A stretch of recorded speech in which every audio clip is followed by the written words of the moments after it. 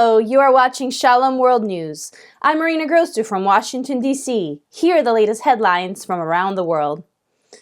During his Ash Wednesday address, Pope Francis urged the audience to remove all their masks and return to their hearts, where they will find their true selves. The pontiff reminded the audience that the foundational Lenten practices of fasting, prayer, and almsgiving are not mere external practices, but are actually paths that lead to the heart, to the core of our Christian life. The Pope exhorted the believers to love one another with the same passion with which God loves us. Urging all believers to return to God with all their heart, the Holy Father encouraged them to spend time in silent adoration during the season of Lent, setting aside all material concerns. In a shooting that occurred following the Kansas City Chiefs Super Bowl triumph parade in front of Union Station, one person was killed and up to 15 others were wounded.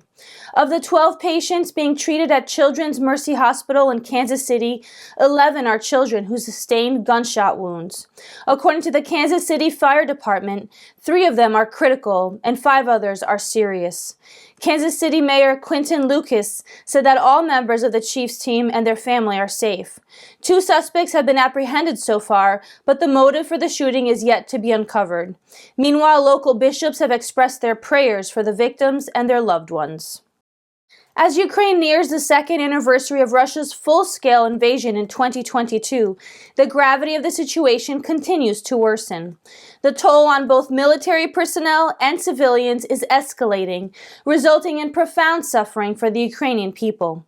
Pope Francis consistently calls for an end to the turmoil in Ukraine, echoing the sentiments expressed by the head of the Ukrainian Greek Catholic Church, Major Archbishop Shevchuk, during a recent press conference. Archbishop Shevchuk emphasized the urgent need to condemn war crimes and firmly reject the notion of war as a solution. He highlighted the indiscriminate nature of the violence, particularly its devastating impact on innocent children and families, with hundreds of children having lost their lives or sustained injuries since the conflict's onset. Meanwhile, the European Mission Fellowship, a UK-based Christian charity, has earned praise from Prime Minister Rishi Sunak for its outstanding fundraising efforts in support of Ukraine. As the second anniversary of the conflict approaches, the European Mission Fellowship remains steadfast in its commitment to supporting churches and organizations serving the Ukrainian people.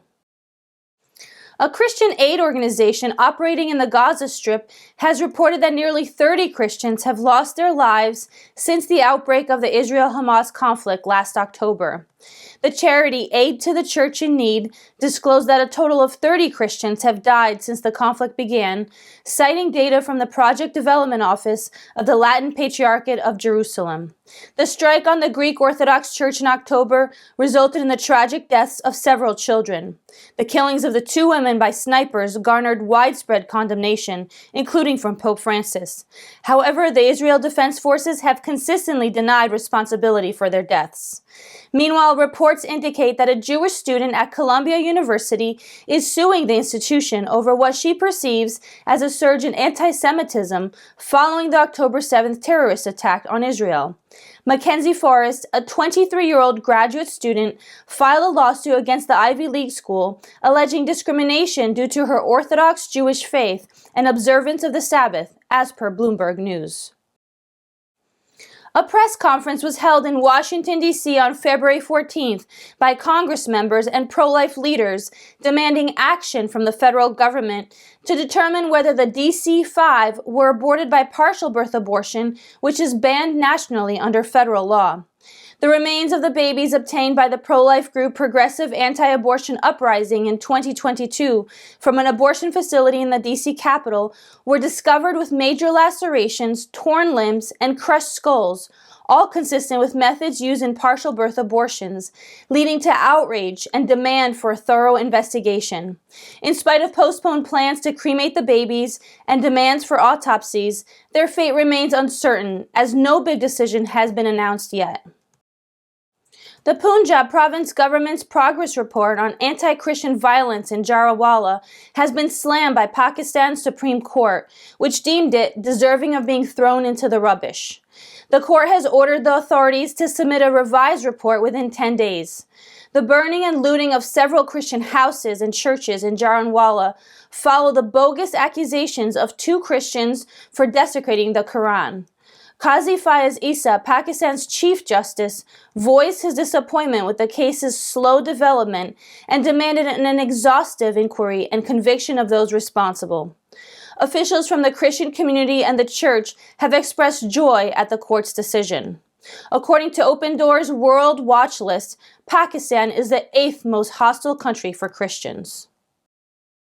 In a meeting of the UN Commission for Social Development, the permanent observer of the Holy See to the United Nations, Archbishop Gabriel Kacha, expresses deep concern about the increased downplaying of the family. On Monday, which marked the 30th anniversary of the International Year of the Family, the prelate said that the family is a school of deeper humanity. Referring to the Universal Declaration of Human Rights, the Archbishop said that the family is the first society that each of us knows, and it is central to social development. Further, he emphasized that parents are the most important educators for their children. Archbishop Kacha said that the Holy See is firmly committed to eradicating poverty, promoting social development and justice, and also in achieving integral human development. The U.S. state of Indiana's Attorney General, Todd Rokita, launched an online portal for parents to report instances of ideological indoctrination in classrooms. Rokita, on Tuesday, announced the unveiling of the website called Eyes on Education. The initiative was launched after consistently hearing complaints about objectionable curricula, policies, or programs affecting children. The Office of the Attorney General will follow up on materials submitted to the portal that may violate Indiana law in using investigative tools. Eyes on Education would serve as an online platform for students, parents, and educators to submit and view real examples from classrooms across the state. The website stated that our kids need to focus on fundamental educational building blocks and not political ideology. The Archdiocese of Nairobi held its annual Eucharistic celebration on February 10th, where more than 50,000 pontifical missionary children from 120 Catholic parishes took part. Pontifical Missionary Children members, whose motto is Children Helping Children, were invited by Father Kevin Dominic Kongawea to pray for the needs of those who are going through challenging situations. Emphasizing the need for following a culture of prayer through daily communication with the Lord, Father Kongawea called the children to live by obeying God's commandments. Archbishop Philip Subira Anyolo of the Archdiocese was the main celebrant, while John Cardinal Nunja assisted him in the Mass. On Wednesday, Pope Francis paid tribute to Cardinal Simone, who endured decades of imprisonment in Albania. At his weekly general audience, the Holy Father, upon discussing the history of Christian martyrdom in ancient Rome, remarked that there are many martyrs across the world. The pontiff, upon offering special greetings to Cardinal Simone, described him as a living martyr. The communist regime in Albania arrested the cardinal in 1963 after the Christmas Mass. The prelate, who remained 28 years behind bars, facing both solitary confinement and many years of hard labor, was released in the 1990s. The Pope visited the prelate in 2014 during his visit to Albania, following which he decided to make Father Simone a cardinal. Pope Francis concluded his audience by thanking the 95-year-old for being a witness. Human rights groups in Venezuela have demanded the release of prominent attorney and activist Rocio San Miguel, who was detained recently, sparking concerns about the government's use of repression against perceived opponents. During a press conference in Caracas, representatives from various rights organizations expressed concern about San Miguel's well-being and criticized authorities for denying her access to legal representation. San Miguel, aged 57, was arrested at the Caracas airport last Friday while waiting a flight to Miami with her daughter, triggering both domestic and international outcry. The detention of San Miguel and her family has prompted widespread condemnation, with over 200 local non-governmental organizations demanding their release and urging the international community to denounce the actions against them. March for Martyrs, an annual rally for persecuted Christians, is scheduled for April 27th this year in Washington, D.C. Free registrations have started, and the rally is expected to have hundreds in attendance. Participants can listen to testimonies, take part in praise and worship songs, and get inspired as they march in solidarity with persecuted Christians around the globe. The key speakers include Gia Chanson and Jim Caviezel. The procession, commencing from the National Mall at 3 p.m., will pass through the streets of Washington and will conclude with a night of prayer for the persecuted at the Museum of the Bible at 5 p.m. And those are your latest headlines. Join us again tomorrow for more. You can also visit us at swnews.org for more updates. Shalom.